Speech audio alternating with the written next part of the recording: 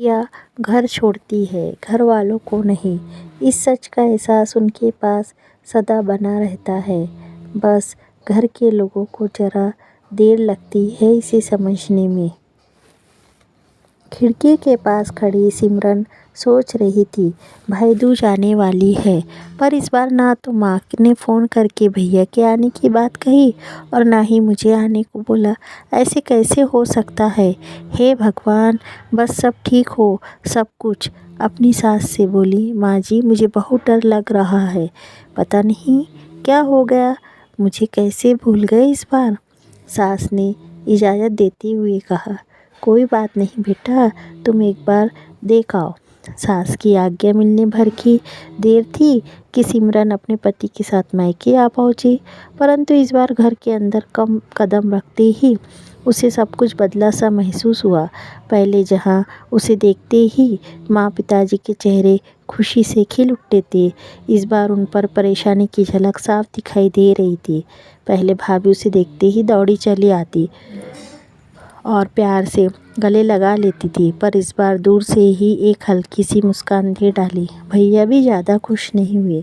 सिमरन ने जैसे तैसे एक रात बिताई, परंतु अगले दिन जैसे ही उसके पति उसे मायके छोड़ वापस गए, उसने अपनी माँ से बात की।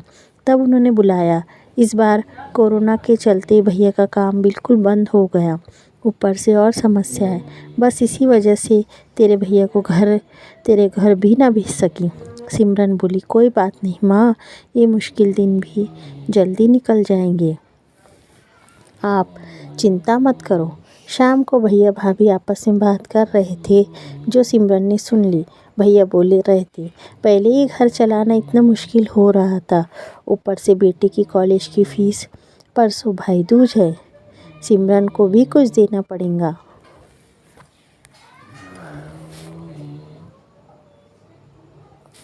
भाभी बोली, कोई बात नहीं, आप चिंता ना करें, ये मेरी चूड़ियाँ बहुत पुरानी हो गई है, इन्हें बेचकर जो पैसे आएंगे उससे सिमरन दीदी को त्यौहार भी दे देंगे और कॉलेज की फ़ीस भी भर देंगे।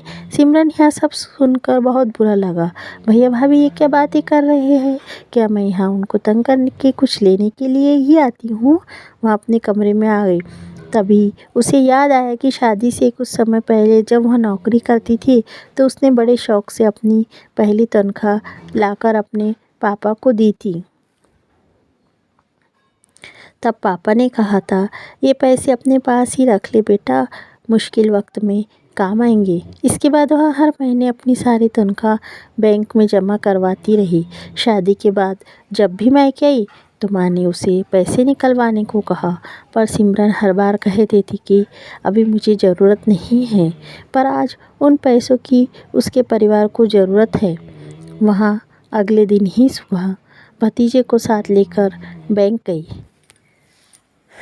सारे पैसे निकलवा कर पहले भतीजे की कॉलेज की फ़ीस जमा की और फिर घर का ज़रूरी सामान खरीद कर घर वापस आ गई।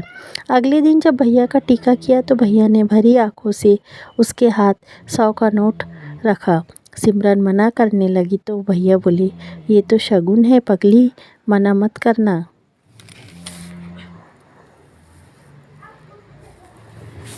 सिमरन बोली, भैया बेटियां मायके शगुन के नाम पर कुछ लेने नहीं, बल्कि अपने माँ बाप की अच्छी सेहत की कामना करने। भैया भाभी को माँ बाप की सेवा करते देख ढेरों दुआएं देने और बड़े होते भतीजे भतीजियों की नज़र उतारने आती है।